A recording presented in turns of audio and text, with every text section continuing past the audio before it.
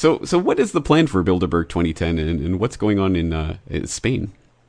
Well, it's interesting you say that we'll be organising the Fringe Festival, and part of what we were trying to do is have a little bit of a gathering there. We didn't really know what was going on, but it turned we found out the other day that I don't know, the Spanish, I suppose you call them, are organising a much larger set of events, and the whole itinerary, a big agenda of gatherings beside the hotel. There's going to be meditations and parties and beach parties and discussion groups. And so we suddenly realised we weren't organising this at all. We're just going to slot happily into a much larger event, so yes, I think we're going there. We're going to take some photographs. I think the idea, someone mentioned to me the other day that the Quakers used to bear witness to wars by sort of standing on a hill and sort of looking at them and saying, well, this terrible thing's going on, and here I am bearing witness. And I think there's an element of that. So at a distance from any nastiness, I hope, and hopefully there really won't. I really hope there won't be. It all seems very positive, a positive feel to the whole thing at the moment. I think it'll be more people juggling and hooping on the beach and having discussions in the evening about the direction our world is taking and that kind of thing. Hopefully not all the discussions will be in Spanish so that I can take part, but I think it should be fun. Well, certainly it is a positive sign that there are already people who are organizing this type of thing. So what can you tell us about who or what group is organizing this Fringe Festival that you're going to be joining up with? Well, I know from looking at the agenda, I know that there's an organisation called the Zeitgeist Movement of Spain. I mean, presumably part of the larger Zeitgeist movement, which you've probably seen the movies and all of that kind of thing. But they're going to be doing what they call a photographic safari on the first day of the festival, where I think they're going to see where they can take photographs of any delegates arriving, see if they can get through the tinted windows and what have you. But so Zeitgeist are going to be doing something, and there's various other. I think the Spanish anarchists, which sounds fun. I think they'll be turning up in some numbers.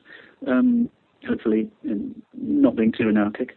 But so yeah, there's going to be all sorts of different things, and we're going to be based at the. If anyone wants to come along, we're going to be based at the El Garrofa campsite, which is just a little campsite at the foot of the hill where the gated hotel, the Bilderberg Hotel, is, which is the Hotel Dolce Sitges. But we're going to be at this El Garrofa campsite at the bottom, hopefully just sort of having some fun and having some Bilderbergers. I sort of set an agenda for myself last year in the last piece, in which I said would be there, and we would have Bilderbergers on a barbecue. So I've rather forced my own hand there. So we've just on eBay buying a barbecue as we speak. Well, half the people that you talk to about the Bilderbergers believe that it is some type of hamburger, so I guess that's a fitting tribute. Well, it is great to see that people are taking this initiative, and I certainly do hope that there isn't any of the shenanigans and things that you experienced last time, but it's one thing to hope that that's not the case, and another thing for it to be the case, and we know that there is a long history of Bilderberg minions harassing people at the borders and really giving people a hard time when they try to enter the country even. So are you concerned about this? What do you think? Do you have any strategies for this? Or is there anything any advice that you'd like to give people who are thinking about going to Spain or anything on this issue? Well, probably my main strategy is to be polite, be extremely courteous, and no matter what pressure is placed upon me at any time, and this goes for anyone turning up, is to be absolutely open and polite, even if you're being arrested. Because I remember I was arrested so many times, it was a joke last year. I mean, it was a very bad joke, a nasty joke. But I remember one point, I lost my temper once in a police station, and I used a curse word, and the moment I did, I'd given away everything that I had, every sort of moral advantage, and they became extremely aggressive at that point with me. And so I learned a lesson right there: is never do anything, raise my voice. So we're going to dress. I know it sounds slightly ridiculous, but we're going to dress smartly and be polite. And I think that's going to be my number one strategy: is just sort of be nice. And also be aware, I think, that the in the area are going to be under the most enormous pressure. And I witnessed this pressure last time in Greece, where you could tell that the chief of police there had never seen anything like it. He looked like a man at the end of his tether, because you can imagine the amount of pressure that's on him and on the local police generally. So, I'm reasonably sympathetic towards them, because this is going to be the biggest day of their career in so many ways. In terms of the job they have to perform, the biggest week. So, I'm going to be sympathetic towards them, and hopefully they'll be sympathetic towards me. Fingers crossed. Once again, Charlie Skelton, whose writings will be available from the Guardian website. Now, Charlie Skelton and the conference that he is attending is extremely exciting, and I will include a link in the documentation section for today's episode to the Facebook page about the conference, the counter-conference that he is taking part in. And if you have time and resources, I would certainly encourage anyone listening or viewing this to attend, because, of course, numbers are important in this case, and the more people that we can get there, the less chance they'll have to be able to harass and intimidate every single person who is there. And that's something that we saw at Bilderberg 2008, where the people who were protesting outside the hotel near Washington were actually able to disrupt the conference itself simply by the incredible noise that they were making outside of that conference. That was an incredible thing to witness and to behold, so I would suggest people go and take a look at that for an example of what the people can accomplish when they actually do go out there and become a physical presence to protest and show that they do not take part and do not want to give their power over to this elite, illustrious club. But on that note, there are, of course, other ways in which we can manifest our protest towards what is taking place and these types of behind closed door meetings.